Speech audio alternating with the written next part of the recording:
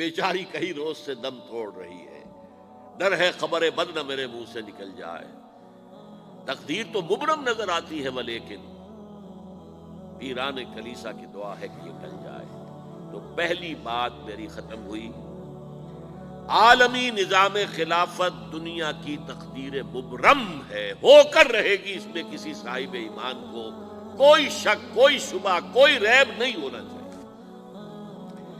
البتہ اس کا اب دوسرا پہلو کیا ہے، اس کا آغاز کہاں سے ہوگا؟ پہلی بات تو یہ، ہمارے بعض لوگوں کے ذہنوں میں، سادہ دل لوگ وہ سمجھتے ہیں کہ پوری دنیا میں ایک ہی دفعہ آ جانی چاہیے، یہ کوئی علاقائی خلافت تو نہیں ہو سکتی، خلافت تو عالمی ہوتی ہے۔ ان سے میں کہتا ہوں عالمی خلافت کب تھی جناب؟ یہ تو نہ خلافت راشدہ میں عالمی تھی، کیا ہندوستان شامل تھا اس میں؟ کیا چین شامل تھا؟ کیا یورپ شامل تھا؟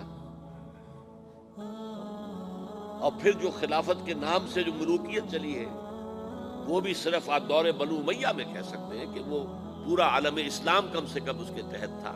بعد میں خلافت عباس، بنو عباس میں، اور فاطمیین کی خلافت میں، اور آل عثمان جو ہیں آٹومان ٹرکس کی خلافت میں ٹکڑے تھے، حصے بکھرے تھے، کوئی مانتا تھا کوئی نہیں مانتا تھا۔ اور سب سے بڑی بات یہ، اگر ایک دم پوری دنیا پر خلافت قائم ہو سکتی تو حضور کے دست مبارک سے ہوتی، لیکن نہیں ہوئی۔ نتیجہ کیا نکلا؟ ایک ملک میں حضور نے قائم کر دی، جزیرہ نما عرب، یہاں خلافت قائم ہو گئی، حضور خلیفہ ہے۔ اس کے بعد آپ کے خلفائے راشدین نے پھر اس کو وسعت دی، شرقاً غرباً شمالاً، 3 کالمز نکلے ہیں فوجوں کے، صحابہ کرام کے، 3 کالمز، ایک ایسٹ ورڈ، ایک ویسٹ ورڈ، ایک نارتھ ورڈ۔ ایک عراق کو فتح کرتے ہوئے ایران میں پہنچ گیا، خراسان تک چلا گیا۔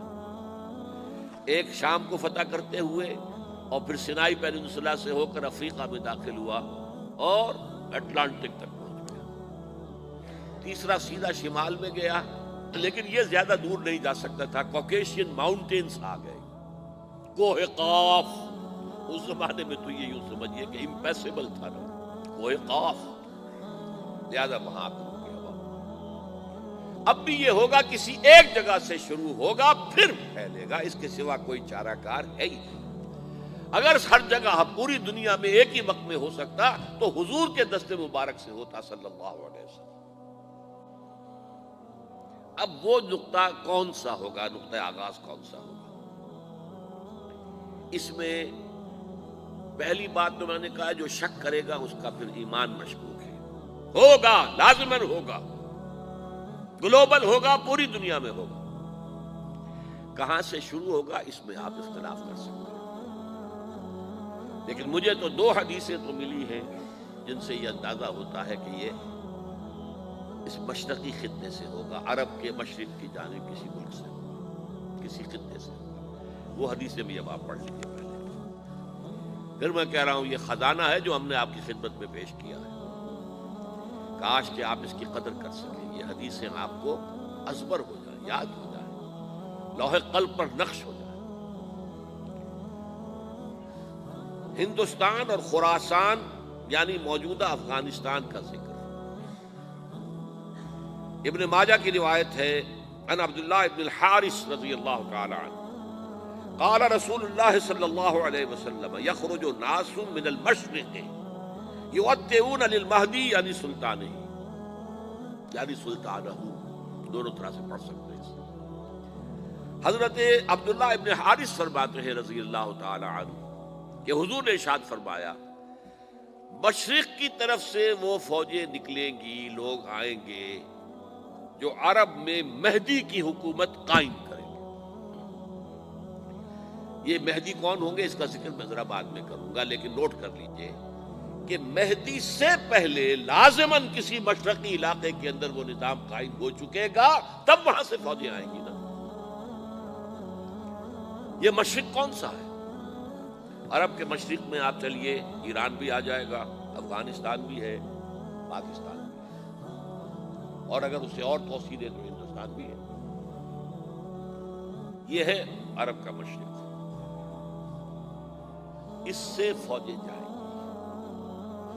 اس کا کیا مطلب ہے کہ اس میں سے کسی جگہ پر نظام خلافت پہلے قائم ہو جائے گا، تاکہ وہاں سے فوجیں جائیں گی جو جزیرہ نما عرب میں حضرت مہدی کی حکومت کو قائم کریں گی۔ اب دوسری حدیث سنیے، یہ سنن ابن ماجہ کی حدیث تھی جو میں نے آپ کو سنائی، آپ نے پڑھی۔ دوسری، عن ابی ہریرہ رضی اللہ تعالی عنہ، یہ ترمذی شریف کی روایت ہے، قال قال رسول اللہ صلی اللہ علیہ وسلم یخرج من خراسان رایات سود لا يردها شیء حتی تنصب بإیلیا۔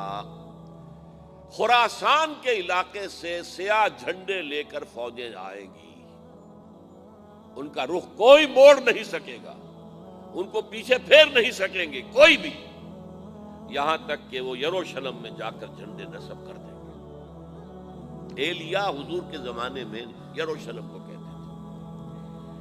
یہ یروشلم تھا جب حضرت سلیمان کی حکومت تھی، اور یہاں پر معبد سلیمانی، ہیکل سلیمانی قائم ہوا۔ پھر یہ یروشلم ہی رہا ہے تاریخ میں، یہاں تک کہ سن 70 عیسوی میں جب ٹائٹس رومی جنرل نے اس کو گرایا، ختم کیا، سیکنڈ ٹیمپل گرا دیا، اور یہاں سے یہودیوں کو کہا نکل جاؤ یہاں سے، کوئی یہودی باقی نہیں رہا، تب بالکل تہو بالا برباد کر دیا۔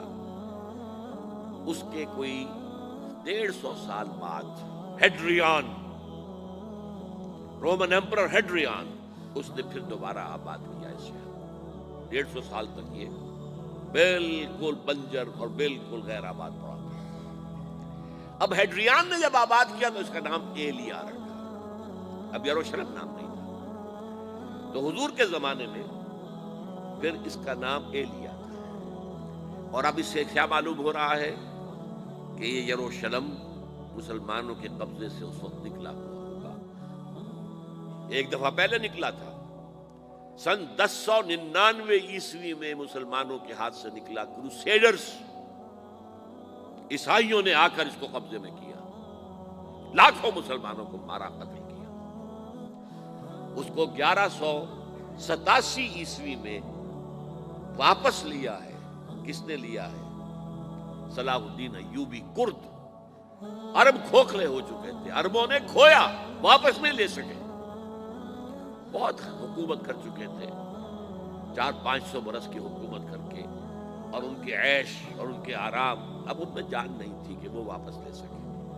واپس لینے والا گرم کرد خون تھا، صلاح الدین ایوبی۔ تو گویا کہ اب آپ سمجھئے کہ 88 برس تک عیسائیوں کا قبضہ رہا یروشلم۔ اب 1967 میں یہودیوں نے قبضہ کیا ہے، اور اب 38 برس تو ہو گئے، 88 نہیں 38 برس تو ہو گئے۔ لیکن وہ دور آئے گا کہ اب پھر لیں گے، لینے والے عرب بھی نہیں ہوں گے، خراسان کے علاقے سے فوجیں آئیں گی۔ یہ خراسان کیا تھا؟ ایلیا تو میں نے آپ کو بتا دیا، یروشلم کا نام ہے۔ خراسان اس زمانے میں ایک بہت بڑے ملک کو کہتے تھے، کچھ حصہ پاکستان کا بھی اس میں شامل ہے، کچھ حصہ ایران کا بھی ہے۔ ایران کے اس حصے کو اب بھی خراسان کہتے ہیں، وہ ایک صوبہ ہے۔ خراسان ایک صوبہ ہے ایران کا، چھوٹا سا۔ پاکستان میں خاص طور پر یہ جو علاقہ مالا کنڈ ایجنسی کہلاتی ہے، اس سے اوپر جتنا علاقہ ہے، اور یہ جو واخان کی ایک پٹی آتی ہے اوپر، واخان افغانستان کی ایک پٹی سی دم سی چلی آتی ہے جو جا کر چائنا کی سرحد سے مل جاتی ہے، یہاں سے لے کے یہاں تک یہ جو مالا کنڈ کا وہ درہ ہے اور پہاڑ ہے، یہ بھی خراسان کا حصہ ہے۔ باقی تقریباً 2/3 آف افغانستان ساؤدرن حصہ نہیں ہے خراسان کا حصہ، یہ سیستان کہلاتا تھا، یہ خراسان نہیں ہے۔ لیکن یہ کہ اوپر کا 2/3 آف افغانستان، اور اس کے ساتھ یہ جو عرب، جو اب یہ ترک ممالک آزاد ہوئے ہیں سوویت یونین کی ڈسولوشن کے ساتھ، یہ سارا علاقہ کہلاتا ہے خراسان بزرگ، دی گریٹ خراسان۔